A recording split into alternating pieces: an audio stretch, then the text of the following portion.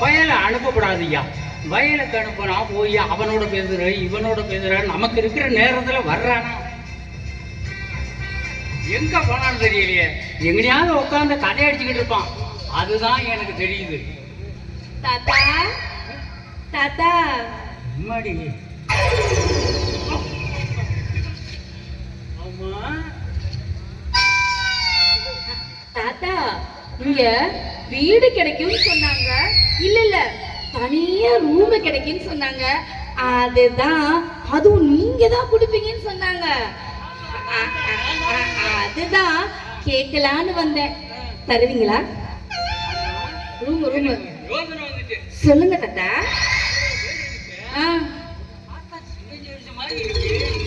நீ என்ன தனியா ஒரு ரூம் கட்டு வந்திருக்கிறிய?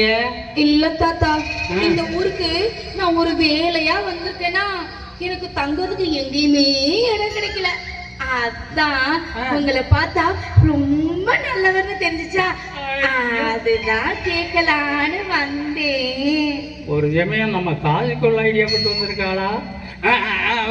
ஒண்ணு இல்ல. அதான் நான் என்ன நினைச்சேன்னா, நீ ரூம் வந்து தங்க வர்றேன்னு உனக்கு இன்னும் ஒரு ரூம் ரெடி பண்ணி விட்டோம் பாரு. டோவர் அடடா, எவ்வளவு அழகா இருக்கு. அதாவது அந்த ரூம்ல நீ தங்கிக்க. அங்க குளிய ரொம்ப போக்குறது எல்லாம் இருக்கு. ஒன்னே ஒண்ணு, 1ஆம் தேதி ஆனா கரெக்டா காசு வந்துடணும். கஞ்ச கருமி. கொடுத்துறேன். என் காதுல என்னமோ கேட்டுச்சே. இல்ல இல்ல, நீங்க தாராள பிரபு, நீங்க அவ்வளோ நல்லவர்னு ஊரெல்லாம் சொன்னாங்களா, அதுதான் சொன்னேன் தாத்தா. சரிப்பா. அதா இப்ப ஒன்ன பார்த்தாலும் சரி, இந்த வீட்டை கொடுத்துட்டு இங்கே இருக்கலாம் போல தோணுது. ஓவரு மழை வர்ற மாதிரி இருக்கு. என் கடலை கொலைய போய் பார்த்துட்டு வந்தாரு. அதெல்லாம் இருக்கட்டும், ரூம்லயே இரு. அதெல்லாம் இருக்கட்டும். ஆனா வீட்டுக்கு எவ்வளவு வாடகை, எவ்வளவு அட்வான்ஸ் எல்லாம் சொல்லவே இல்லையே. வாடகை அப்புறம் பேசிக்குவோம். அட்வான்ஸ் மட்டும் சொன்ன மாதிரி கொடுத்துரு. பிச்சைக்கார ஒண்ணு இல்ல, கொடுக்குறேன்னு சொன்னேன். அத கொடுத்தியன்னா நான் தந்துருவேன். அவ்வளவுதான். சரி நீ இரு, நான் வீட்டை பாத்துக்கிறேன். நீங்க போயிட்டு வாங்க.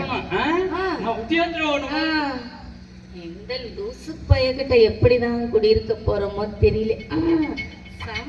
சமாளிப்போம்.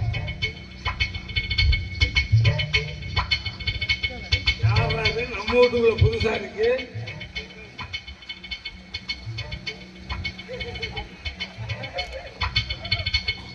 யோ, யாரியா நீ? என்ன நீ யாரு? யோ, நீ யாருன்னு சொல்லியா? என்னடா அது என் வீட்டுல இருந்துகிட்டு என்ன யாருன்னு கேட்கிறா? யோ, இது என் தாத்தா வீடு. என் தாத்தா வீட்டுல வந்து நின்னுக்கிட்டு நீ என்ன யாருன்னு கேக்குறியா? உன் தாத்தாளா? அப்புறால கதவு சட்டம் பண்ணிவிட்டான். நினைச்சேன் அப்பயே கிழமை தெரியும் போது. இங்க பாரு, நீ யாருன்னு உண்மையை சொல்லுங்க. நான் வந்து எங்க தாத்தாவுக்கு கொள்ளு பேத்தி வழியா நான் சொந்தம். கொள்ளுதே பேத்தியா?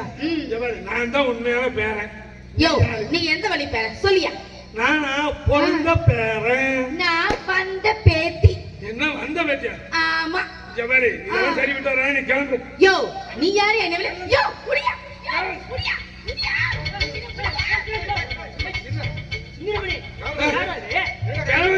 சட்டம் பண்ணி அழைச்சிட்டு வந்தாயா?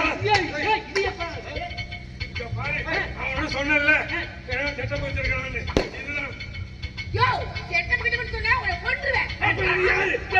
நான் முதல்ல எனக்கு தெரியாம யோ, அதெல்லாம் என்ன சந்தேகத்தாலும் எல்லாத்தையும் எங்க தாத்தாட்டே கேட்டு வச்சுக்கோ. எங்க தாத்தாவுக்கு நான் பேத்தி.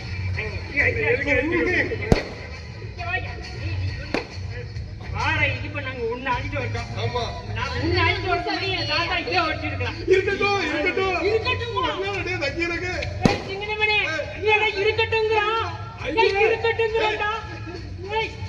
எதுக்கு நான் அழைச்சிட்டு வந்தேன்? என் தாத்தாட்ட இருந்து காசு கொடுங்க அழைச்சிட்டு வந்தேன்.